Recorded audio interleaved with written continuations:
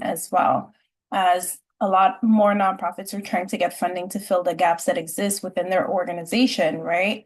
They're not realizing that they should be tightening the grips on their operations, on how they operate in the structure of their organization, because most of these nonprofits will be stuck in what the cycle of writing grants, posting fundraisers, and not even seeking sponsorship, but always begging for sponsorships, which is not the best place to be in. So when more funding comes in, the gaps start showing up. And again, don't forget to hashtag live, as I can't see who's here. Let me know you're here. And do the thing for this algorithm and send it up, because that's all I ask for these videos and coming live. But yes, funding has a tendency to help you identify the gaps, or make them more apparent, because the gaps that exist within your nonprofit organization, sometimes like you're so busy doing all the things that you're not realizing, hey, Ricky, you're not realizing that there is an issue happening. So you tend to continue doing the work and continue to state that you're overwhelmed and that things are not working. But at the end of the day, it's really not a money issue. That ends up being a structure issue, because your organization is doing all the things, right? But nothing's actually happening. So when you get more funding, what happens is you exacerbate these problems by making them more obvious. How do you do that? Some organizations end up hiring more people only to make the issues, the structure issues, the systems issues that they're experiencing a little bit more obvious, right? So if your organization isn't tracking how funds are being used and can't measure the impact with clarity, and basically runs on verbal agreements, because I've met some people like, hey, are you sure this is going to happen? Oh, my word is my bond. They're gonna do it. No, no, no, no. I need a contract, I need the contract in place. How are we doing this? Instead, because they do verbal agreements and not written processes. Like, I understand that you have a reputation in the community, and people follow through, or you follow through on what you say you would. But the written process, that does not take away from you making sure you do have a process in place, right? Because what's going to happen is that more money isn't going to save you, because you're going to have too many agreements in place that you can't keep track of. And a lot of things are going to fall through the cracks. It's like telling me that, oh, I gave this contractor $50,000 to do a job, but we didn't have a contract in place. So what happens when that contractor is MIA and you try to go claim that money or ask for that money back? Didn't happen, you know? So there's that, because there's no recording of the verbal agreement, nothing. So you have to keep in mind that sometimes the more money comes in the picture, the more gaps are going to exist, because it's going to expose you for the things that you're not doing right. Now, one thing, the research, I think it was Nonprofits Finance Fund. Yeah, Nonprofit Finance Fund, they said over 50% of nonprofits say that they do not have the infrastructure to track their true cost of service delivery. Now, if you don't know how much it costs for you to deliver a program or a service, it's really detrimental to your bottom line, because now you have people putting in effort and putting in time and resources into delivering this program or service, and it may cost you $5, but right now it's costing you $20, because you're not tracking these things.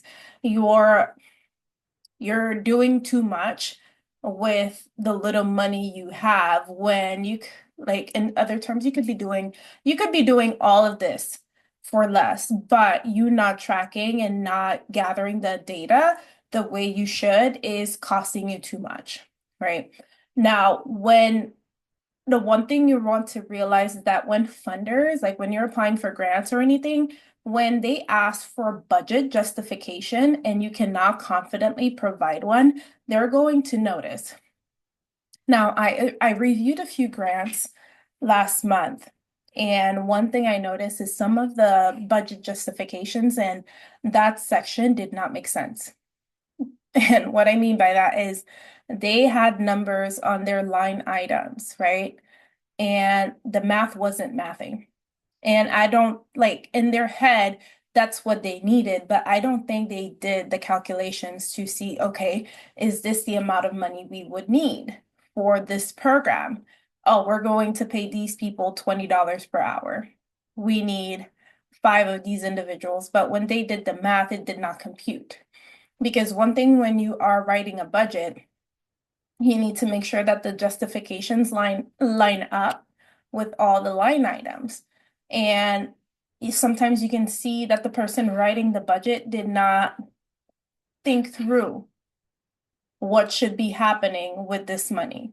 Because if it is salary, right, and you are telling me it's going to be the whole salary, but it's $18, track with me. It's $18 per hour. You have no benefits plugged in. You don't know where the benefits are coming in, or you didn't even think of that. You didn't put 30% because oftentimes there needs to be a buffer, right? If that person's getting paid $18 per hour, $20 per hour, $25 per hour, what about the benefits? If that person is getting paid as a W-2 employee, did you factor in for the benefits that are coming with this position? And that's the thing I think a lot of nonprofits don't do. You underestimate how much it's going to cost you to hire someone, and you don't do the math well. And when the time comes, you're shortchanging the person, and there's a retention problem. So sometimes funds, like I say, it identifies certain gaps or certain issues or certain imperfections in your organization, but those are things that are fixable. And I need you to kind of settle down and think through the back end of the whole organization thing before you start asking for more money. Okay. Because funders, stakeholders, they will notice when you don't know what you don't know. Okay. Because the worst thing that happens, like I said, make sure my turn this back on, your team will start burning out, right? Because when things like this happen, your team starts burning out. You keep asking more of them without fixing what's broken, which is another issue, and it becomes very exhausting. And remember, I talked about the retention issue with team members. That's an issue that you want to avoid. You want to be able to retain employees, volunteers, staff, whatever, right? So when more problems keep popping up because you suddenly figure it out when more funding comes through, it's exhausting. Okay, so the pattern that is very clear to me, oftentimes working with nonprofit organizations, founders, okay, founders are making, do you want your tablet? Okay, close the door. Close the door, please. Thank you. Founders are making all the decisions without clear documentation or delegation. So that's off rip, right? And the the other thing is staff are unclear on who does what and when. So the lack of clarity is a big issue when these things are happening, right? Financial reports exist, right? But no one trusts them because the financial report, it's like they don't know what they're doing. So you're spending so many hours putting together these financial reports, and nobody trusts them because they don't sound right. Okay, my kids are hollering like the eldest is bothering the little one. Like, can you believe it? It's the eldest that's always causing a ruckus with the other one. But anyways, let me just pretend I don't hear them, let them fight it out. And the board is also disengaged because operations feel chaotic. Now, One thing that a lot of leaders, nonprofit leaders complain about is when the board is not doing what they're supposed to do, but there's this level of, I don't want to do anything, or they feel disengaged because everything feels like a hot mess. I remember I was on a board, I won't say what organization, but everything did not feel like cohesive at all. Nobody knew what they were doing. The ideas just felt like they were throwing it felt like college and high school. So I didn't want to go. It didn't feel right. So imagine how your board members feel in your nonprofit organization. Okay. That's why I created the capacity clarity framework, because most nonprofits don't need more programs, they need internal alignment. And that's where I hear you. And that's where I'm coming from with this. The framework helps you shift from being reactive and overwhelmed, yes, sweetheart, to being intentional and organized. Hi, sweetheart. To being intentional and organized. Because what happens is structure is not really strategy, right? Oh Lord, structure is a strategy. So you have to be a little bit more intentional about how you're going to strategize and how you're going to structure your nonprofit organization. So one thing I want you to start with today is the first thing you can do, step one. Oh, okay, that was a big one. You can pick one program and list the actual cost, right? Like staff time, all these things. I want you to list those and the deliverables involved. So I want you to list those things. That's your step one. One program, pick one program, list the actual cost of this program, right? Now, step two, I want you to write down the workflow for how that program gets executed. Now, why this is important is because I'm not sure if you followed how long you've been following me, but I talk about standard operating procedures and ensuring that you have systems in place for your organization all the time. So writing down the workflows for how a program gets executed is very important. All of them are coming today. Can you get out of my shot, please? It's okay. Give me 1 second, y'all. Let me put this for this child. Here you go. Asher, can you go to your room, please? Yeah. All right. Can you guys close my door, please? Close the door, please. Thank you so much. So write down the workflow for how that program gets executed. That's step two. Now, step three of what I want you to do is schedule a monthly review meeting with your team. Whether you like it or not, you have to review this stuff with your team, even if it's just you and one other person. The reason for that is you want to measure progress and reset priorities if needed. Okay, so start these action steps today and make sure you're putting them, you're actually doing it. Okay, so that's the last part I have to say about that.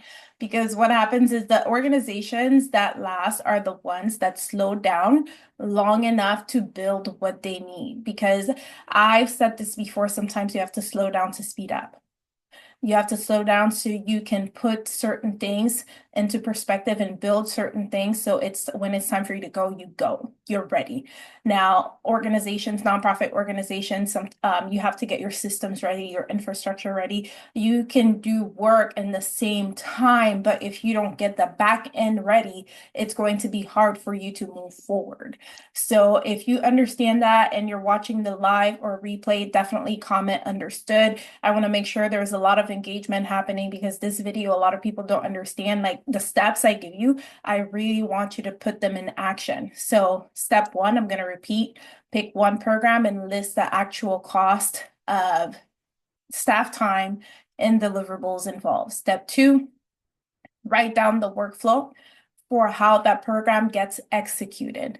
In step three, schedule a monthly review meeting with your team, okay? The team, I don't care if it's you and somebody else, like I said, you need to measure progress and reset your priorities if needed, okay? So you're not going to grow by doing more or getting more funding. You grow by doing what matters with intention, structure, and support. That's where it needs to start. So definitely feel free to book a precision strategy session with me. So I can help you support the back end and get your growth plan in motion because it's a 90-minute session. And we focus on developing an action plan for your organization so it can go in the direction that it needs to go. It's going to be in the link in my bio, but also in the comments if you're watching on Facebook. So definitely book one. And let's get going. And it is Monday, so I'm going to say happy Monday again. And if you have any questions on this specifically, please feel free to comment or reach out so we can talk more about this. But I look forward to speaking to every one of you, and I hope you have an amazing day. Bye, y'all.